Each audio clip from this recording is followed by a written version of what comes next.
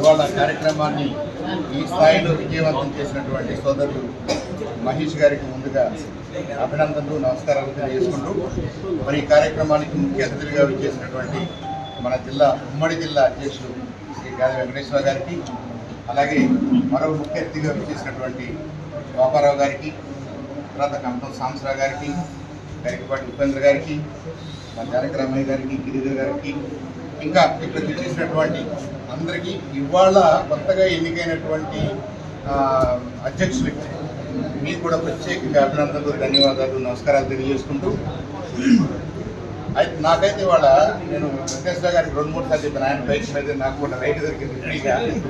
అది ఎలా ఉందంటే, ఆ ఎనర్జీ ఎలా ఉందంటే అన్ట్యాప్డ్ ఎనర్జీ అనమాట.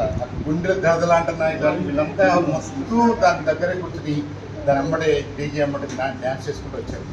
అంటే ప్రతి యువకుల్లో, ప్రతి మనిషిలో పవన్ కళ్యాణ్ అంటే ఆ రెజల్యూన్స్ చూసారు. ఆ పవన్ కళ్యాణ్ మాట్లాడాలి, పవన్ కళ్యాణ్ నేర్చుకోవాలి, పవన్ కళ్యాణ్ అభిమానులని స్టాంప్ వేసుకోవాలి, అన్నీ కూడా ఇదంతా మనకి కొండంత బలం.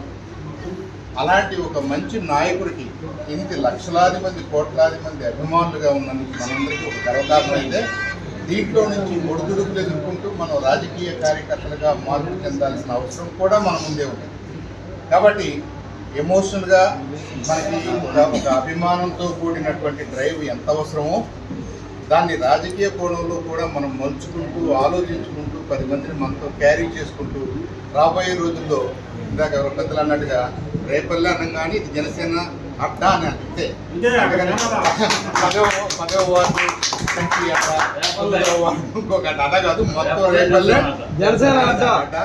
దానికి మంచి మరి చెప్తున్నారు ఇందాక వెంకటేశ్వర గారు కూడా, ఎప్పటి నుంచి అయితే పార్టీ మొదటి నుంచి ఉన్నారు, ఎప్పటి నుంచి అయితే బాధ్యత తీసుకున్నాడు మహేష్.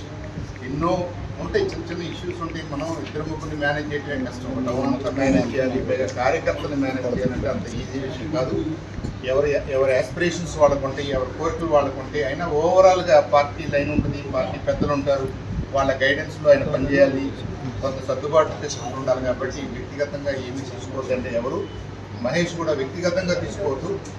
ఇది ఆ ప్రక్రియలో భాగంగానే చూడాలి. ఇంకొద్దిగా రానున్న రోజుల్లో మరింతగా రాటుదేలి మరింత ఉన్నతమైనటువంటి పదవులు ఆయనకి కలగాలని, ఆయనకు అవకాశాలు కలగాలని, రాబోయే రోజుల్లో ఒక మంచి నాయకుడుగా, ఒక మంచి జనసైనికుడిగానే కాకుండా జనసేన పార్టీకి నాయకుడిగా రేపల్ల ప్రాంతాన్ని ఆ రోజుల్లోకి మరి డెఫినెట్గా మరింత పెద్ద పదవుల్లోకి మహేష్ వెళ్ళగలని చెప్పేసి వాళ్ళ ప్రోగ్రామ్ చూస్తే నాకైతే మనస్ఫూర్తిగా అనిపించింది. అలా కోఆర్డినేట్ చేయగలగడం, అలా ఆర్గనైజ్